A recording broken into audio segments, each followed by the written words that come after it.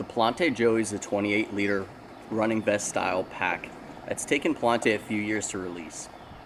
It's taken them some time because they want to make sure that this pack is as perfect as it can possibly be before they actually release it out to the market. The pack features a Dyneema grid stop material for the body and a 70 denier coated nylon for the collar.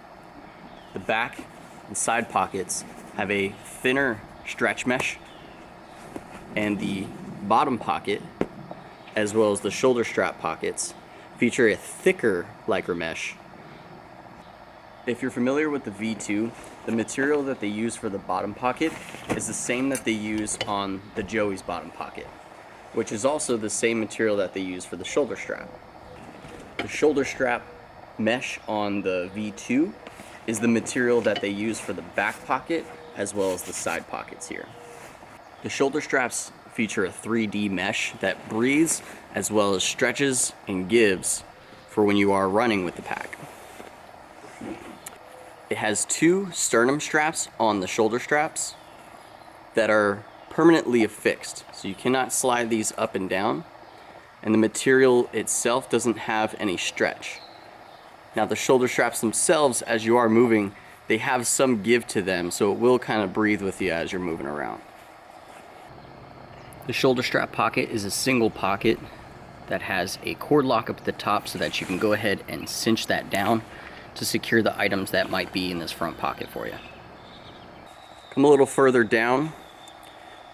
The shoulder strap attaches at two places on the bottom, and that webbing goes through a metal ring down here at the bottom, which is then connected to this webbing and bar tack stitched to this wing here on the bottom of the pack. The pack comes with two of these shock cords that have a little hook attached to them, and you could attach that here on the pack so that you have something to either attach trekking poles or keep something stable when it's upright on the pack there. Now what I've done is just taken a small little piece of shock cord and just permanently affixed it to there just in case if I ever do need it. I don't often use this, so I'd rather have something that's just kind of light and always there versus these guys here. The pack has a drawstring style closure where it loops up just like that, and then the back pocket then hooks over the top of the pack just like the V2 and clips right there in the back. Whoop. Haul loop is still going forward this way versus the traditional side to side. So there is a hydration port on this bag as well, but on the inside there aren't any clips or anything to be able to attach it in. The bottom pocket on the Joey, while smaller than the V2, still has a lot of volume there to allow you to stuff a bunch of snacks inside without them falling out. Now, bottom pocket still has that double roll situation going on to keep the items inside of the pack, and then it's also stitched right here as well. Still features that nice trash hole on the side for shoving in your wrappers. The Joey is a 28-liter, and this is the 19-inch version of the V2, which means it has a 37-liter internal capacity. The Joey still has that tapered off V-style shape that the V2 is known for. You can see the difference in volume right here in the collar as it comes around the sides, and definitely down here in the bottom. Size-wise on these two packs,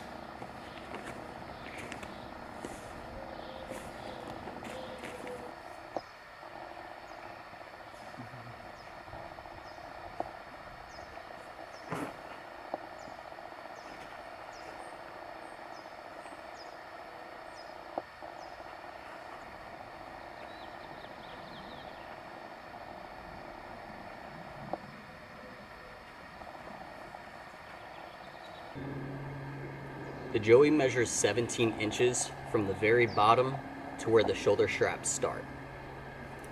From there, there's an additional 2 inches before it hits the top collar. And the top collar is roughly around 6.5 inches. That would make it bottom to top about 25 inches.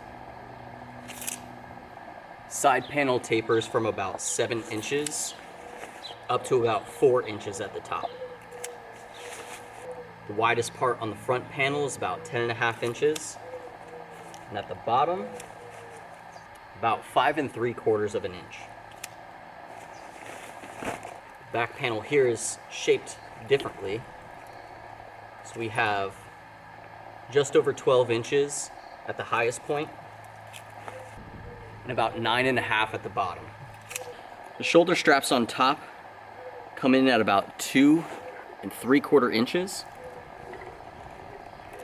Down a little bit more, the mid spot, it's at about 3 inches. And then it really widens up down here at the bottom, taking it over 4 inches, about 4.5 at its widest point. Spacing between the shoulder straps is roughly about 6 1/4 inches when it starts to break away. Outside edge to outside edge is about 10 3/4 inches from this side to this side. Something important to note is if you are a 6-panel style Z-Lite or switchback user, it's not going to fit very well in the bottom of the pack because of the way that the pack tapers down here at the bottom. So as you're shoving it in, it kind of fights you a little bit. You can kind of round it to fit it in there. If you look at your volume on the inside of the pack, I don't know if you can see that well, there's just not much left inside of the pack. So if you're planning on using the 6 panels, it would have to go on top, which I think is a little kind of clumsy for this style of pack. Full length 1/8 inch thick pad from Gossamer Gear works really nicely inside of there. It folds up smaller and allows you more volume on the inside of the pack. I don't know how well you can see that. You can see with the 6 panels in it, it kind of fits funky and you got this weird square shape right here up at the top because the foam stays really rigid. As with the 1/8 inch, not only is it shorter, but it's also more pliable, so it doesn't give you that weird bulky thing going on up at the top. So I would either recommend a full length 1/8 inch thick pad or a torso length 1/4 inch thick pad would be another one that you could potentially use, or an inflatable. Those would be the options that I would probably go with for this style of pack. Now this is what the pack looks like with the kit that I'm planning on taking in this thing, as well as 2 days worth of food and 1.5 liters of water.